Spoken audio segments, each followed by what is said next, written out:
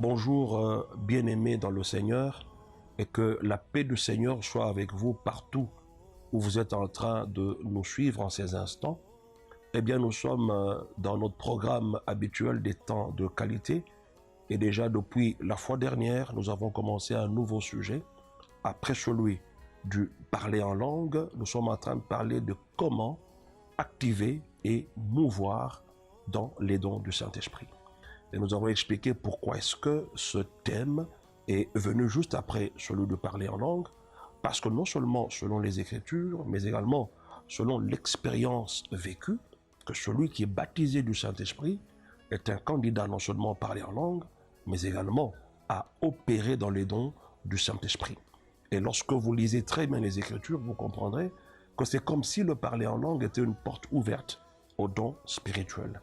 Ils parlèrent en langue et se mirent à prophétiser. Les deux se suivent. Et quand on parle de prophétie, prenez cela dans le sens des dons spirituels en général. Et déjà la fois passée, nous disions qu'il ne faut pas que nous soyons des ignorants en ce qui concerne les dons spirituels, et que les dons spirituels sont donnés à chacun, ça veut dire à tout le monde, et que c'est le même esprit qui opère ces choses en les distribuant à chacun, non pas comme nous le voulons, mais comme lui le veut. Et donc à ce titre, nous devons nous considérer comme des instruments. Un instrument n'a pas de volonté propre, mais l'instrument dépend de celui qui va l'utiliser. Et si nous nous disponibilisons de la sorte, c'est comme la caméra qui est en train de me filmer maintenant, cette caméra ne peut faire autre chose que ce pourquoi elle a été programmée. Et vous avez été programmé à opérer dans les dons spirituels. Alors ce qui vous reste à faire, c'est de vous disponibiliser. Nous allons voir les quelques conditions pour en arriver à opérer dans les dons spirituels. Alors la fois passée, nous disions que la porte d'entrée à l'opération des dons du Saint-Esprit est le baptême dans le Saint-Esprit. Une fois baptisés ainsi, nous devons commencer à opérer dans les dons de l'Esprit. Alors le grand problème que nous avons le plus souvent, c'est que après avoir reçu de tels enseignements, nous sommes restés dans la théorie. Nous n'avons pas fait des exercices spirituels. Je donne un exemple. Pour avoir une tasse de café dans laquelle il y a suffisamment de sucre. Mais si vous ne remuez pas votre cuillère dans cette tasse, eh ben, vous ne prendrez pas un café qui est plus ou moins sucré. Ce n'est pas parce qu'il n'y a pas de sucre, mais c'est parce que vous n'avez pas remué le sucre qui est à l'intérieur. Le Saint-Esprit est en vous. Vous avez été baptisé du Saint-Esprit. Maintenant, vous devez apprendre à remuer, n'est-ce pas, les dons du Saint-Esprit. Parce qu'en fait, ce sont les dons de l'Esprit. Et puisque le Saint-Esprit est en vous, tous ces dons sont aussi à l'intérieur de vous. Aucun don de l'Esprit est à l'extérieur de vous. On va comprendre cela un peu plus loin, mais j'ai pris cet exemple pour vous faire comprendre une réalité. C'est que vous avez les aptitudes, les capacités d'en arriver à opérer dans les dons spirituels, mais vous ne remuez pas ces dons. On peut remuer les dons en priant beaucoup en esprit, par exemple. Et donc la puissance du Saint-Esprit est venue en nous. Et nous devons libérer cette puissance à travers le parler en langue et la manifestation de l'Esprit. Alors, lorsque vous lisez Joël, je vais prendre Joël chapitre 2. Permettez-moi d'aller dans ma Bible, Joël, le chapitre 2, on va lire le verset 29. Cela est très important parce qu'on va faire le parallélisme entre cette promesse lorsque Joël en a parlé dans le verset 28 et 29 et lorsque l'apôtre Paul en parle en faisant allusion au fait que c'est en ce moment-là, la Pentecôte, que cette promesse de Joël s'accomplissait. Retenez ce que Joël dit au chapitre 2, verset 29, « Même sur les serviteurs et sur les servantes, dans ces jours-là, je répandrai mon esprit. » Et il y a un point. En ce jour-là, quel jour? Le jour de la Pentecôte. Alors, on va voir maintenant, dans les Actes des Apôtres, le chapitre 2, verset 18, vous allez voir, lorsque Pierre fait allusion justement à cette prophétie, voilà ce qu'il dit au verset 18, acte 2, « Oui, sur mes serviteurs et sur mes servantes, dans ces jours-là, je répandrai de mon esprit. Le verset ne s'arrête pas là. Continue en disant, et ils prophétiseront. Mais alors que chez Joël, cet aspect des choses n'a pas été ajouté, mais remarquez que l'apôtre Pierre, en faisant allusion au fait que Dieu a répandu son esprit sur toute chair, en confirmation de ce que Joël avait promis, il ajoute un élément. Non seulement il a répandu son esprit sur toute chair, et c'est pour que nous prophétisions. Mais lorsque vous allez toujours dans Actes des Apôtres, vous arrivez au chapitre 19, vous allez remarquer quelque chose. Acte 19, verset 6. Lorsque Paul leur eut imposé les mains, le Saint-Esprit vint sur eux et ils parlaient en langue et prophétisaient. Alors ce qui s'est passé ici, sous le plan pratique, entre l'apôtre Paul et les fidèles d'Éphèse, nous donne une idée, nous explique un fait. Remarquez très bien, quand ils furent remplis du Saint-Esprit, ils n'ont pas commencé à prophétiser. Mais ils ont d'abord commencé à parler dans de langues nouvelles. Et après, ils ont prophétisé. C'est pour respecter justement ce que nous avons enseigné la fois passée, quand on parlait sur le parler en langue, que le signe initial, là où ça commence, c'est le parler en langue. Et après, il y a d'autres signes qui peuvent s'en suivre, entre autres la prophétie. Et nous avions dit, ne prenez pas, et ils parlaient et ils prophétisèrent, comme étant un élément distinct du reste. Mais prenons cela comme étant opéré dans les dons spirituels. Et donc, mes chers frères, vous comprenez qu'effectivement, il y a un élément qui s'est ajouté, la prophétie, sur mes serviteurs et sur mes servantes. Ici, on ne parle pas forcément du ministère, mais on parle de tout le peuple de Dieu. Lorsque l'Esprit est répandu, lorsque vous êtes baptisés dans le Saint-Esprit, non seulement vous parlerez des langues nouvelles, mais vous devez aussi prophétiser. Ce n'est pas l'affaire de quelques poignées de personnes afin que vous soyez esclaves de ces gens. Non, pas du tout. Mais c'est l'affaire de tous ceux qui sont en Jésus-Christ. Et dans le verset 7 de 1 Corinthiens, les dons de l'Esprit sont appelés manifestations de l'Esprit. Nous l'avons déjà dit. Ils sont tous donnés à chacun, à chaque chrétien, pour le bien de tous. Alors, ne pas opérer dans l'un des 9 dons de l'Esprit, ce serait manquer à ce qui est profitable à tous.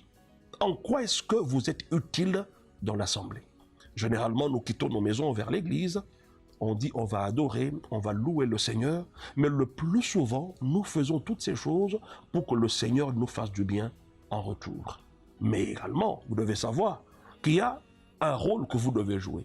Il y a un devoir que vous avez. C'est lequel? C'est que vous devez être un instrument d'édification pour les autres. Comment? Au travers justement des dons spirituels. Lorsque vous lisez à Corinthiens 14, le verset 26, on dit, lorsque vous vous assemblez, qu'est-ce qui doit s'y faire d'ordinaire? Les uns ont-ils un cantique, une instruction, une langue, une interprétation, que tout se fasse pour l'édification? Est-ce que quittez-vous vos maisons vers l'assemblée des saints avec cette conscience-là d'être la personne qui va répondre à certains besoins spirituels des membres de l'Église avec des fortes implications matérielles? Je veux dire par là, il peut y avoir un cas de maladie dans l'Église et que vous arrivez à opérer dans le don des miracles spirituellement, mais il y a des fortes implications matérielles dans le corps physique où la personne se sent guérie. Est-ce que comprenez-vous le rôle que vous avez? Alors si personne dans l'Église, en tant que chrétien, n'aspire à ces choses-là, alors vous attendez seulement que Dieu vous fasse du bien. Mais alors que vous avez des responsabilités aussi. Le chrétien n'aurait pas d'importants résultats dans sa vie spirituelle et l'efficacité ministérielle que Dieu a planifiée pour lui si il n'arrive pas à opérer dans le surnaturel. Il y a beaucoup de confusion dans les mots utilisés au verset 8, lorsqu'on dit à l'un est donné et à un autre est donné. Venant de cette utilisation de ces mots, On nous enseigne que nous devons fonctionner dans un des dons, n'est-ce pas? Ne pas fonctionner dans 2, 3, 4 dons, n'est-ce pas? Jour après jour. Quand vous lisez très bien, 1 Corinthiens chapitre 12, à partir de verset 8, on dit à l'un est donné et à l'autre est donné. C'est comme si un ne peut opérer dans la prophétie, l'autre ne peut opérer dans la parole de sagesse ou dans la parole de connaissance. Cela est faux. On a déjà donné un exemple. C'est que les dons dont nous parlons ici sont appelés les dons du Saint-Esprit. Ça veut dire que ça appartient au Saint-Esprit. Et donc si la personne de l'Esprit est en vous, en d'autres termes, tous les dons de l'Esprit sont en vous. Et qu'est-ce qu'il va faire? Il va les distribuer à chacun comme il veut. Il opère ces choses. On ne dit pas cette chose. Il opère ces choses au pluriel et ces choses font allusion aux dons spirituels. Comme il le veut. On va comprendre un peu plus loin avec des enseignements, des explications beaucoup plus explicites. Donc c'est un faux enseignement de dire ainsi. Paul enseigne ici le fonctionnement des dons dans l'assemblée. Une seule personne n'opère pas dans tous les dons à toutes les réunions, mais peut opérer dans différents dons, dans diverses réunions, d'où le terme la mouvance dans les dons du Saint-Esprit. Ça veut dire qu'on peut opérer, aller d'un don à un autre, selon que le Saint-Esprit nous utilisera pour répondre à certains besoins du milieu, à certains besoins immédiats. Et donc, si j'opère dans un des dons spirituels, cela ne veut pas dire que je n'opérerai que dans ce don-là tous les jours de ma vie en tant que chrétien. Cela est faux. Beaucoup de gens vous diront, moi j'ai un don de prophétie. Oui, c'est bien, tu as un don de prophétie, mais tu peux aussi opérer dans le don des miracles. Et on va démontrer ça dans les minutes qui viennent. Alors, l'assemblée de l'Église doit être le ministère du corps. Une personne opère dans ce don et une autre dans celui-là. Dans le fond, c'est comme ça que ça devrait se faire. Mais ça ne veut pas dire que le don dans lequel j'opère aujourd'hui, je n'opérerai que dans ce don-là. Pas du tout. En étant sensible au Saint-Esprit, chaque chrétien peut subvenir aux besoins des autres membres du corps à travers les dons spirituels. Nous devons rechercher les dons spirituels, non pas pour s'élever nous-mêmes, mais pour l'édification du corps de Christ. Quand vous lisez 1 Corinthiens 14, le verset 12, il est écrit « De même vous, puisque vous aspirez aux dons », on n'aspire pas aux dons au singulier, mais aux dons au pluriel. En d'autres termes, nous désirons opérer dans les dons. Pas un seul don. C'est bien écrit aussi au pluriel. On dit, de même vous, puisque vous aspirez aux dons, que ce soit pour l'édification de l'Église, que vous cherchiez à en posséder abondamment. Abondamment? Remarquez que ce n'est plus le singulier ici. Abondamment veut dire au maximum. Et remarquez que l'utilisation, comme on l'a dit, du mot don ici, est au pluriel. On dit d'aspirer au don afin d'en posséder au maximum, c'est-à-dire abondamment. Ceci prouve que tous les dons sont pour l'édification du Christ, du corps du Christ entier, et non pour nous donner de l'importance. Non, c'est pour l'édification.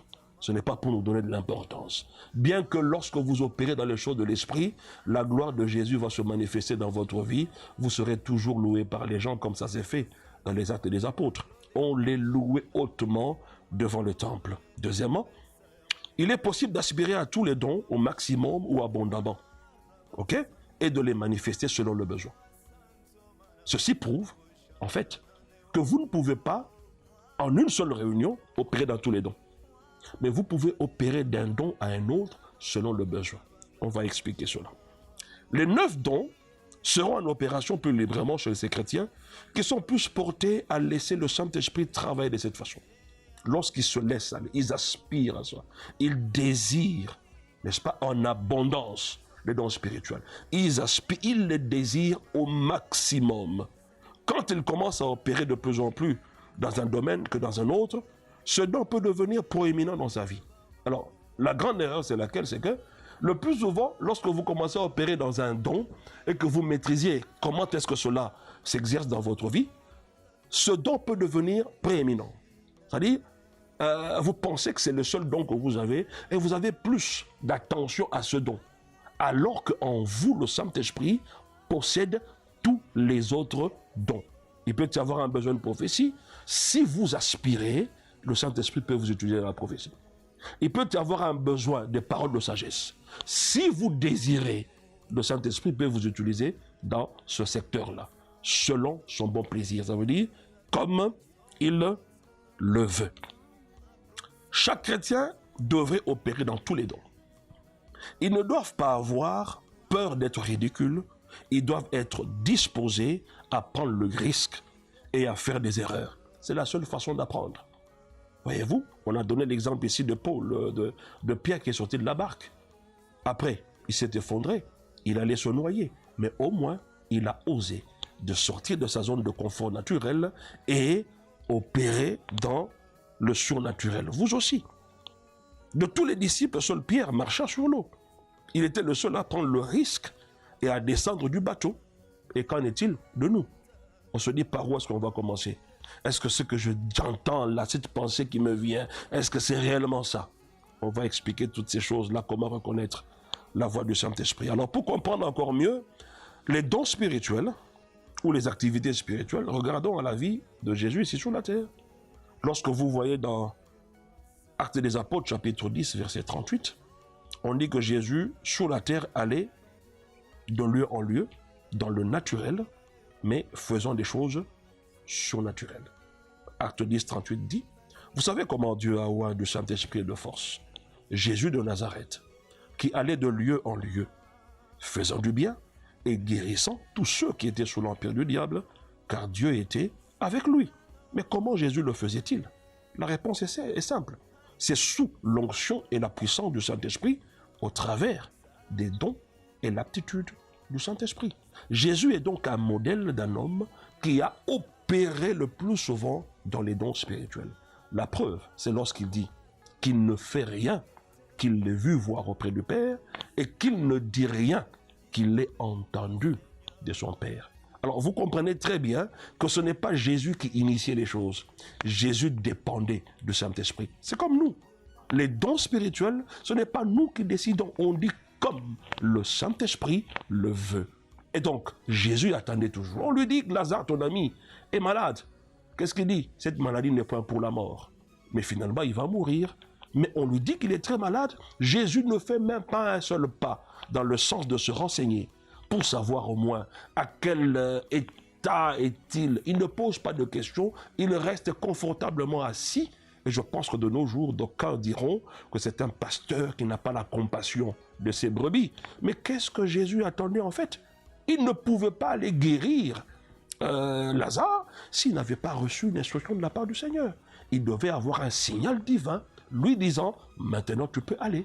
Et lorsqu'il reçoit cette autorisation, il y va, mais Lazare était déjà mort. En d'autres termes, il a reçu le comment faire pour arriver à ressusciter Lazare au travers d'un don spirituel. C'est comme ça que Jésus opérait. Et donc les dons de l'Esprit, ce n'est pas nous qui les produisons, mais ce sont les dons qui sont produits par le Saint-Esprit au travers de nous pour le bien des autres. Et ces dons-là, ce n'est pas seulement pour l'époque de Jésus, mais encore pour notre temps, parce qu'il a dit dans Jean 14 que nous pouvons faire comme lui et en faire même plus. Le secret, c'est d'être attaché au Saint-Esprit. Ne pas faire parce que ça se fait, mais le faire parce qu'on l'a vu auprès du Père et le dire parce qu'on l'a entendu auprès du Père. Que Dieu nous bénisse donc pour cette deuxième leçon. Nous ne sommes que dans l'introduction pour mettre les bases, les fondements sur lesquels on va mieux expliquer les dons spirituels, comment les activer et comment mouvoir dans ces dons. Que Dieu vous bénisse donc et on se fixe rendez-vous à la session prochaine. Soyez bénis.